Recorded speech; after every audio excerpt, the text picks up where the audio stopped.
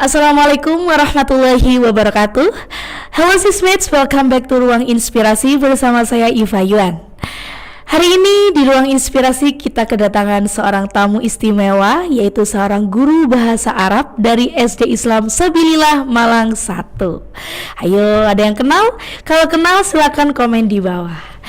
Di Ruang Inspirasi kali ini kita akan mengulik secara detail apa sih pentingnya belajar bahasa Arab untuk anak-anak di SD atau MI yang ada di luar sana. Nah, oleh karena itu langsung saja kita kenalan dengan Ibu Mala Fimeliana Dewi, Sarjana Pendidikan. Assalamualaikum Bu Mala. Waalaikumsalam warahmatullahi wabarakatuh. Apa kabar nih Bu Mala? Alhamdulillah sehat. Sehat ya, hari ini cerah sekali ya. Oh alhamdulillah, iya cerah ya. Suasana pinky menunjukkan bahwa Bu Mala ini sedang berbahagia. Datang di Ruang Inspirasi, betul? Alhamdulillah, semoga kebahagiaannya menular. Amin. Semoga menular kepada sisme di rumah ya Bu Mala. Amin. Oke Bu Mala, Bu Mala sebagai pengajar bahasa Arab nih ya, yang notabene merupakan bahasa asing nih. Nah, gimana sih Bu Mala, boleh cerita sedikit nggak? Banyak juga nggak apa-apa nih tentang keadaan para siswa-siswi kita akhir-akhir ini. Oke, sebenarnya kalau keadaan siswa dan siswi kita pada mungkin ditilik 2-3 tahun ke belakang, kalau boleh saya batasi di pembelajaran bahasa Arab ya, alhamdulillah cenderung meningkat walaupun sedikit untuk bagaimana antusiasme anak-anak dalam belajar bahasa Arab. Memang di awal mereka akan kesulitan karena bahasa Arab itu di Indonesia sendiri masih belum dianggap sebagai bahasa yang wajib diajarkan di sekolah-sekolah, terkecuali memang sekolah yang memang punya branding ataupun memang punya komitmen untuk menjaga bahasa Arab. Salah satunya ya di Lembaga Pendidikan Islam Sabilillah seperti itu. Hal pertama yang dipikirkan anak-anak itu pasti, apa itu bahasa Arab? Karena dalam keseharian kita pun, baik saya maupun Bu Iva dan mungkin pemirsa sekalian di rumah, lebih banyak berinteraksi dengan bahasa Arab itu hanya ketika sholat, membaca Al-Quran, dan juga doa-doa seperti itu. Setuju sih ya, karena memang bahasa Arab itu identik dengan bahasa yang biasa kita gunakan untuk beribadah. Betul ya, tanpa ini juga sebagai contoh ketika mendengar lagu-lagu bahasa Arab nih, ternyata tidak semua lagu bahasa Arab itu adalah sholawat. Betul sekali ya Bu Mala. Ya. Nah oke, bisa cerita juga nggak tentang Bu Mala dulu nih, perjalanan seorang Mala Fimeliana ini dari dulu sampai akhirnya menjadi seorang guru bahasa Arab. Oh alhamdulillah, baik. Saya mulai dari kecintaan saya dengan bahasa Arab dulu ya. Jadi saya mengenal bahasa Arab pertama kali itu adalah dari lagu Arab ya. Kebetulan itu ditayangkan pada jam 3 pagi ketika sahur. Saya melihat di televisi. Kok lagunya kok sepertinya bahasanya kok kayak bahasa-bahasa yang kita baca ketika ngaji, tapi kok dilagukan seperti itu. Nah dari situ kemudian saya juga mendapatkan pelajaran bahasa Arab di MI tempat saya belajar dulu. Saya tertarik saja, tidak ada paksaan atau keinginan bahwa saya dengan belajar bahasa Arab saya akan menjadi apa, tidak ada. Hanya berawal dari penasaran dengan lagu bahasa Arab saja. Kemudian dari situ saya mendapatkan kesempatan untuk belajar mondok di Pondok Gontor kampus 3 selama 6 tahun dan ditambah pengabdian 1 tahun di sana menjadi guru. Apalagi di sana lingkungannya berbahasa Arab dan berbahasa Inggris murni, tidak ada bahasa Indonesia. Dari situ saya belajar bahasa itu banyak spektrumnya. Tidak hanya belajar kaidah dan juga tidak juga belajar secara buku, tetapi kita juga belajar langsung, berinteraksi langsung berbahasa Arab, walaupun salah-salah. Juga banyak mendengar lagu-lagu Arab karena di sana memang ada 1 minggu bahasa Arab, 1 minggu bahasa Inggris. Jadi ada lagu-lagu yang sering diputar dalam waktu 1 minggu bahasa Arab. Jadi saya mulai ngerti lagu-lagu yang mungkin akhir-akhir ini sedang banyak yang viral. Jadi saya sudah, seperti ini lagunya. Saya tahu lagu ini karena saya pernah belajar. Lanjut sarjana pendidikannya saya di UIN Maulana Malik Ibrahim Malang. kemudian juga masih berkutat di pendidikan bahasa Arab, aktif juga waktu itu di debat bahasa Arab ya mahasiswa. Kemudian alhamdulillah sekarang diamanahi oleh Lembaga Pendidikan Islam Sabilillah Malang menjadi guru bahasa Arab dan juga membina unit mahasiswa, unit kegiatan mahasiswa di Universitas Brawijaya bidang debat bahasa Arab seperti itu. Luar biasa sekali ya, sebuah perjalanan yang sangat memorable lah untuk Bu Mala. Iya, sangat panjang. Sangat panjang sekali. Berawal dari penasaran, kemudian tertarik dari sebuah lagu ya. Betul. Kalau boleh tahu judul lagunya mungkin Bu Mala?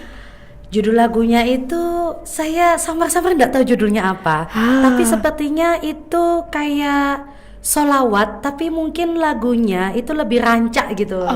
Cuma saya kurang nangkep waktu itu apa judulnya seperti itu. Iya, dari situlah ada ketertarikan sehingga sampai ke sini Bu Mala juga menempuh pendidikan di bidang bahasa Arab juga. Alhamdulillah. Dan sampai akhirnya menjadi seorang guru Bu Mala ya. Iya. Nah, Bu Mala, bahasa Arab ini mungkin banyak orang di luar sana bahwa pembelajaran bahasa Arab itu biasanya identik dengan madrasah ibtidaiyah, madrasah sanawiyah, dan juga ke level sampai tingginya. Betul. Nah, ini kita Bu Mala menjadi seorang guru di SD Islam Sabilillah Malang, yang notabene adalah sekolah dasar. Betul. Kemudian ada pembelajaran bahasa Arab. Menurut Bu Mala bagaimana dengan keadaan itu? Menurut saya ini sangat bagus sekali ya Bu Iva ya, mengenalkan bahasa Arab sejak usia dini.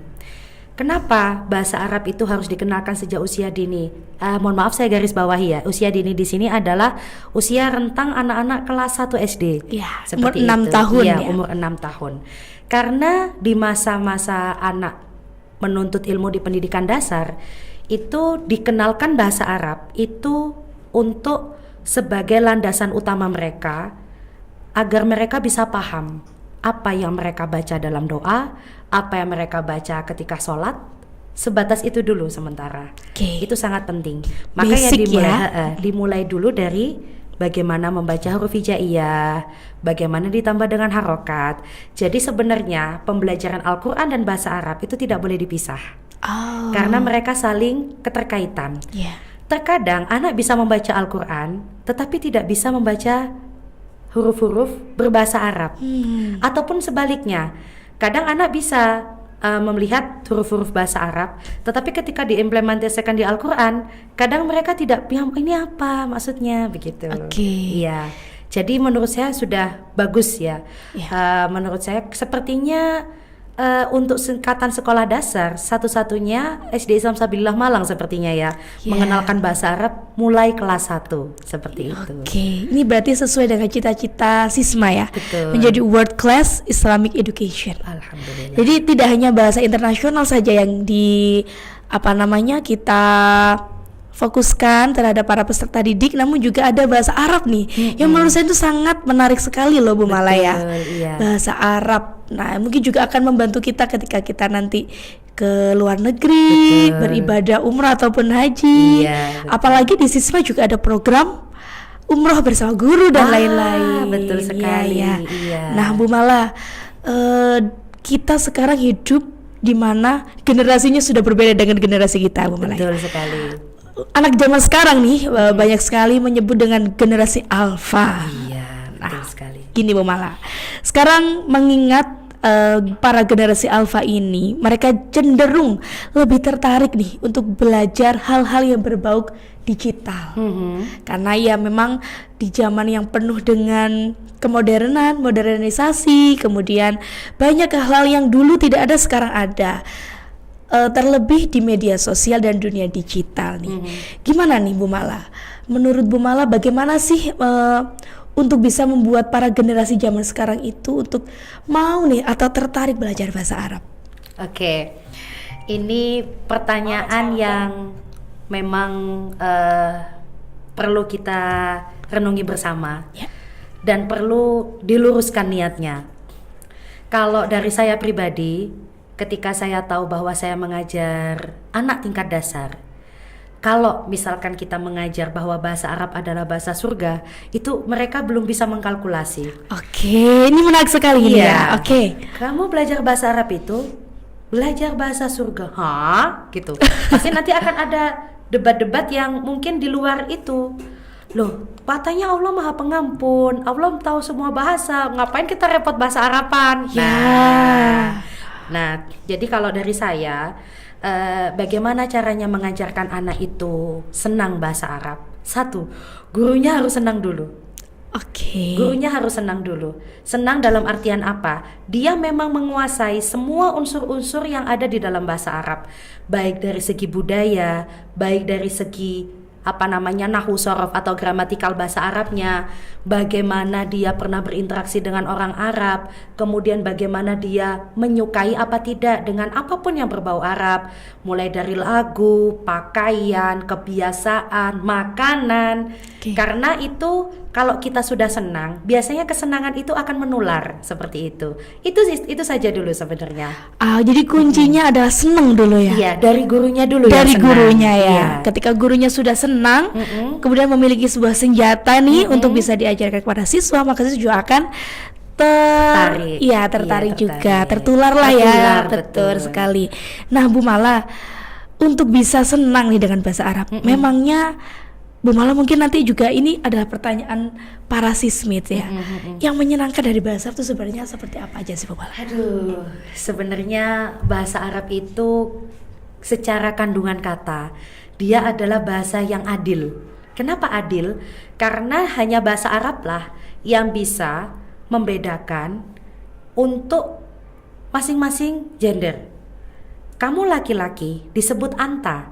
Ketika untuk kamu perempuan, maka kita panggilnya anti. Berbanding terbalik dengan bahasa Indonesia. Ya. Kamu apa nih? Nah, makanya kalau di dalam kajian bahasa Arab itu adalah bahasa yang meletakkan sesuatu pada tempatnya. Itu menarik. Iya, tapi kan dengan belajar gitu kan kita ribet. Oh tidak, karena ini meletakkan sesuatu pada tempatnya. Masing-masing hak itu punya. Jadi ada kesetaraan di situ. Seperti itu yang pertama, filosofinya. Terus kemudian yang kedua, bahasa Arab itu kalau digali secara makna, satu kata itu maknanya bisa banyak sekali. Contoh, saya mengambil satu kata maktab. Kita mengerti maktabun itu adalah meja. Kalau dalam bahasa Arab itu ada yang namanya akar kata. Maktabun itu ada sekitar 4 kata, 4 huruf. Maktabun. Ada huruf. Mim, kaf, ta sama ba. Sekali Bu Iva. Iya kan? Sudah tertarik ini. Kemudian kalau di dalam bahasa Arab itu ada namanya akar kata. Akar kata itu adalah dia sebagai rumus bagaimana kata satu ini bisa berkembang menjadi banyak kata artinya. Dari maktabun tadi artinya meja. Kalau misalkan kita gali, kata maktabun itu berasal dari 3 huruf saja. Kaf, ta sama ba. Kata ba. Yang artinya adalah menulis. Oh, beda ya? Iya. Ada hubungannya nggak menulis dengan meja? Ada nggak ayo? Ada apa enggak? Mungkin menulis di atas meja. Betul. Betul. Coba tambah satu lagi. Kantor itu juga kita bisa membahasa Arabkannya dengan maktab. Ada hubungannya nggak meja dengan kantor? Kantor kalau nggak ada mejanya nggak bisa buat taruh visi, nggak bisa buat taruh buku, betul ya? Iya. Iya. Atau satu kata lagi, coba nih. Coba Bu ya. Abang sudah mulai tertarik ini. Iya ya? ini. Jangan-jangan siswa di rumah juga ngikut nih. Oke. Sekarang kita ngambil bahasa Indonesia yang itu serapan dari bahasa Arab. Boleh. Contoh, majelis nih. Majelis. Ya, ada berapa kata, Bu Iva? Dari bahasa Indonesia ya. M-A-J-L-I-S. Ada 6. Kalau dari bahasa Arab, majelisun. Ada berapa kata? Berapa majelisun. Mim, alif, mim, jim, lam, sin. Pinter. Majelisun. Baik. Majelisun itu artinya majelis. Pernah denger ya, kalau di kita kan ada namanya majelis orang tua siswa. Nah, majelis asal katanya adalah jim, lam sama sin. Jalasa artinya duduk. Nah, ada hubungannya dengan duduk dengan majelis? Ya biasanya majelis-majelis itu duduk Identik posisinya. dengan duduk. Iya Nah, betul. Kalau kita kembangkan di Majelis Permusyawaratan Rakyat, Ya apakah ada hubungannya duduk-duduk itu dengan Majelis Permusyawaratan Rakyat? ada. Apa Bu Iva? Rapat biasanya. Iya, Wah. rapat biasanya dilakukan dengan cara Duduk. Oke, itu salah satu contoh uniknya bahasa Arab. Wah, keren sekali sih Sweetnya. Jadi ini kita Iya. langsung praktek ya Bu Mala Iya, ya. Not only for the theories. Iya, Jadi, betul. jadi yang menyenangkan di bahasa Arab memang dari kekayaan kata itu sendiri Bu Mala ya. Dan saling berhubungan. Saling Iya kan? berhubungan. Oke, mungkin dari situ juga ya nanti para siswa ini juga oh iya ya ternyata bahasa itu memang asyik gitu loh ya. Betul sekali. Wah, keren nih. Nah, oke, dari situ nanti siswa sudah akan mulai bisa nih. Oh, tips untuk bisa tertarik ke bahasa Arab adalah dengan di hal-hal sederhana seperti itu Bu Betul Mala ya. sekali. Nah, kalau kita ingin menatap ke depan Bu Mala, sebenarnya apa sih yang akan dibawa atau perubahan apa yang bisa kita bawa dari belajar bahasa Arab ini? Oke, teruntuk anak-anak yang masih di sekolah dasar, belajar bahasa Arab itu diniati aja adalah untuk bisa membawa kamu ke masa depan yang lebih bagus. Contoh nih ya, saya pernah ada pengalaman mengajar. Meskipun ini bukan sekolah dasar ya, tetapi ini bisa dijadikan sebuah landasan bahwa memang belajar bahasa Arab itu adalah memang ilmu. Ilmu itu untuk amal. Ilmu itu ya untuk ilmu juga untuk amal. Kebetulan saya mengajar mahasiswa saya itu bahasa Arab dan berawal dari kata-kata itu tadi. Yeah. Bagaimana memecah suatu kata dan lain sebagainya. Ternyata ketika dia diterima sebagai salah satu manajer di Alfa Midi Jakarta, dari situ dia belajar berpikir secara logika. Oh, asal muasalnya dari sini dulu. Oh, dikembangkannya menjadi B. Nah, seperti itu. Jadi kalau misalkan kita kembalikan lagi ke depannya ini bahasa Arab ini untuk apa sebenarnya? Satu, dengan belajar bahasa Arab kita akan bisa mengerti kandungan ayat suci Al-Qur'an. Nah, kenapa kok bisa seperti itu? Karena banyak sekali orang-orang yang mohon maaf nih belajar bahasa Arabnya kurang, dia dengan mudah sekali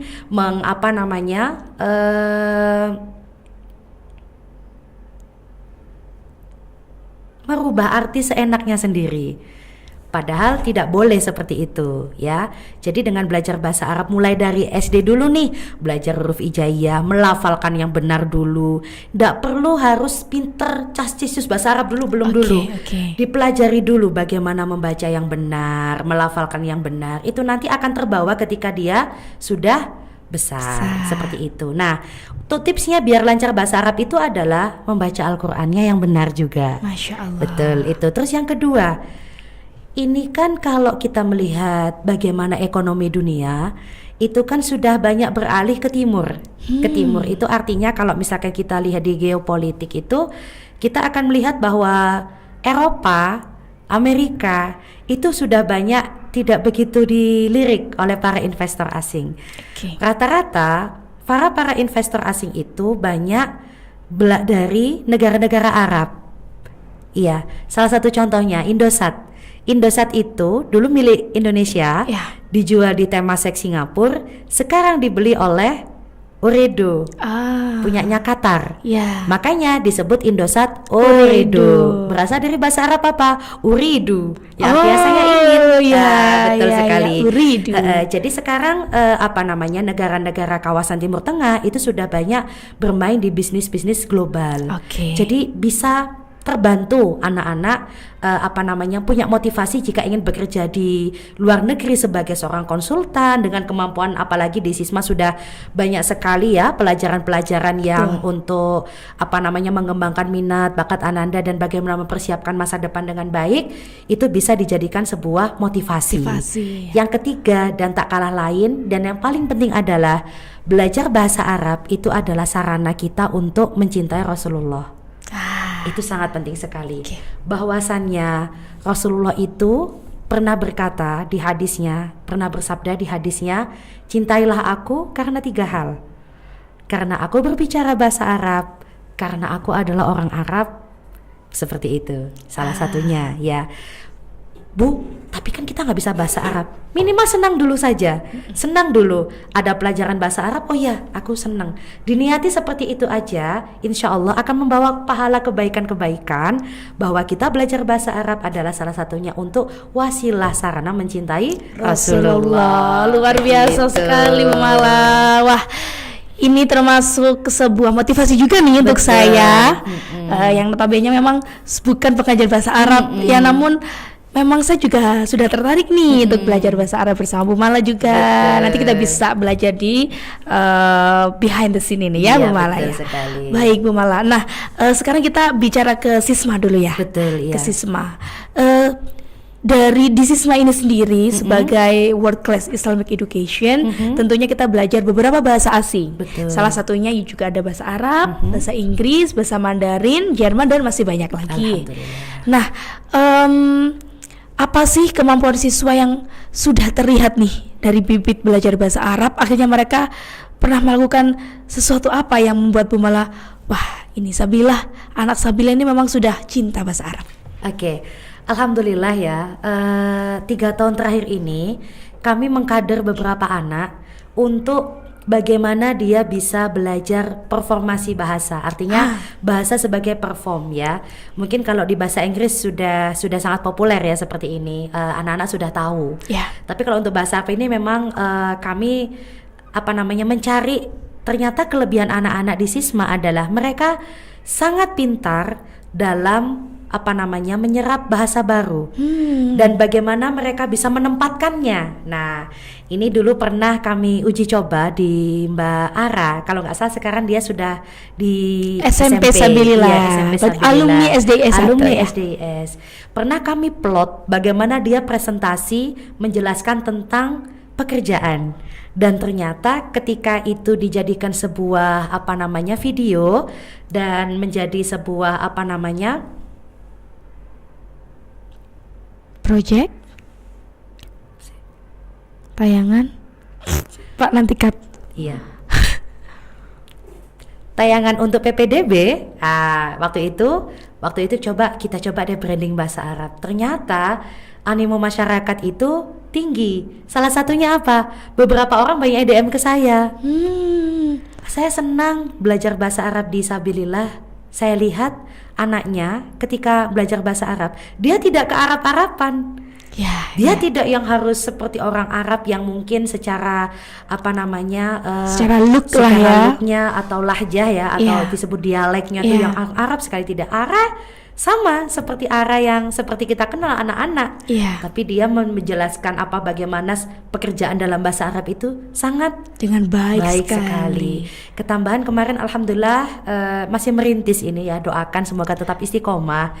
Di Sisma ini ada klub bahasa Arab.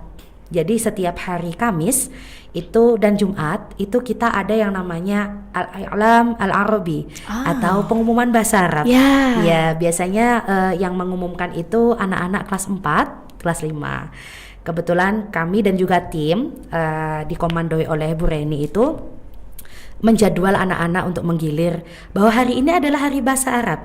Ayo kita berbahasa Arab dengan baik dan benar, seolah-olah kita lagi di negara Saudi Arabia. Seperti Wah, itu. menyenangkan sekali Iya. ya. Jadi kayak reminder untuk para siswa. Iya, betul sekali. Terus kemudian yang ketiga kemarin keikutsertaan Ananda dalam Olimpiade Bahasa Arab. Alhamdulillahnya tahun kemarin kita lolos sampai tingkat kota. Luar biasa. Juara 3. Juara 3. Alhamdulillah. Luar biasa. Iya, alhamdulillah. Masya Allah. Untuk Sabilillah yang tidak memakai kurikulum Kemenak, Iya. itu sudah menjadi prestasi tersendiri. Betul sekali. Betul, alhamdulillah. Betul sekali Bu Mala, karena memang itu tadi ya biasanya identik dengan sekolah-sekolah yang berbau-bau madrasah Betul ibtidaiyah dan sekali. lain-lain ya. Tapi ternyata Sisma bisa Bisa melakukannya. melakukan ya, dan mohon doanya semoga bisa tetap istiqomah. Amin.